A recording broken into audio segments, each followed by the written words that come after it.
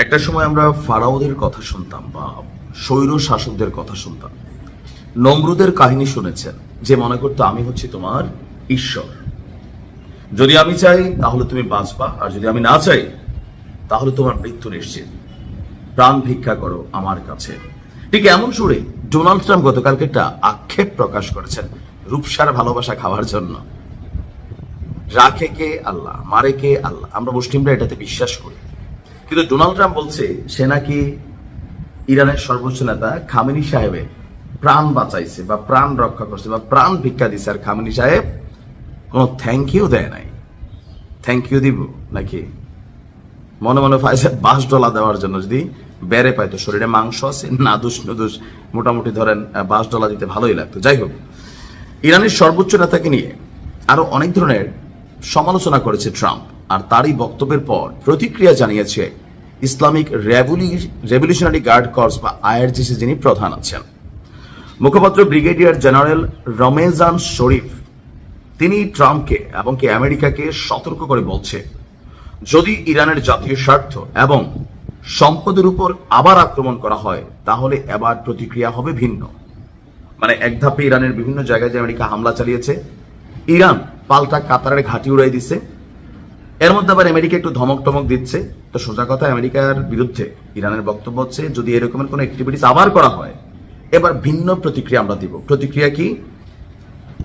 আরো চূর্ণ বিচূর্ণ এবং ধ্বংসাত্মক এটি মার্কিন শাসনের পতন ত্বরান্বিত করতে পারে।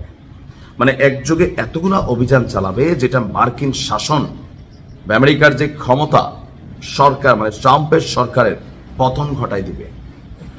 আপনার ট্রাম্পের মন্তব্যগুলিকে নিয়ে করা প্রতিক্রিয়া তিনি বলছেন যে বাজে কথা বলে উড়িয়ে মানে বাজে কথা, মানে অনেক ধরনের বক্তব্য বলছে যে ইরানের কাছে একটা ভারী পরাজয় হয়েছে ইসরায়েলের, ট্রাম্পের মাথা মাথা আওলাই গেছে।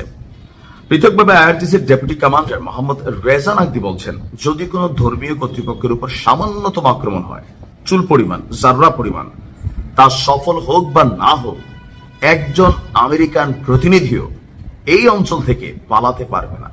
এই অঞ্চলের সমস্ত আমেরিকান কূটনীতিক, সামরিক কর্মী, কর্মচারীদের হয় হত্যা করা হবে অথবা বন্দী করা হবে। আপনি সাহস দেখছেন?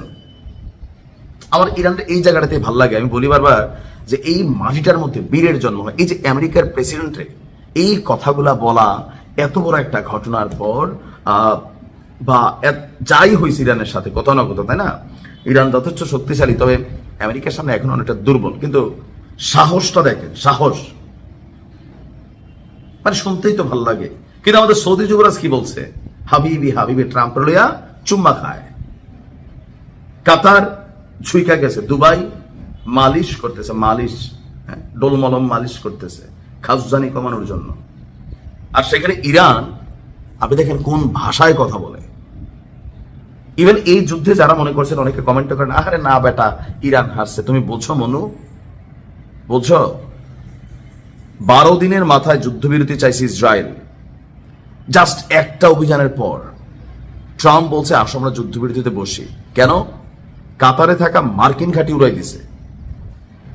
ইরান বা তাদের প্রক্সি যোদ্ধারা হয়তো আমেরিকাতে সরাসরি আঘাত করবে না, কিন্তু এই মধ্য অঞ্চলে প্রায় 40,000 সেনা আছে।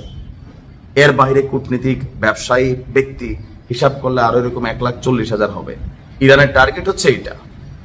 আর ইরান যে করবে, কয় না যেই পাখি উড়ালে এটা খাঁচায় ধরফরায়, ইরানের দিকে এটা মনে হয়েছে।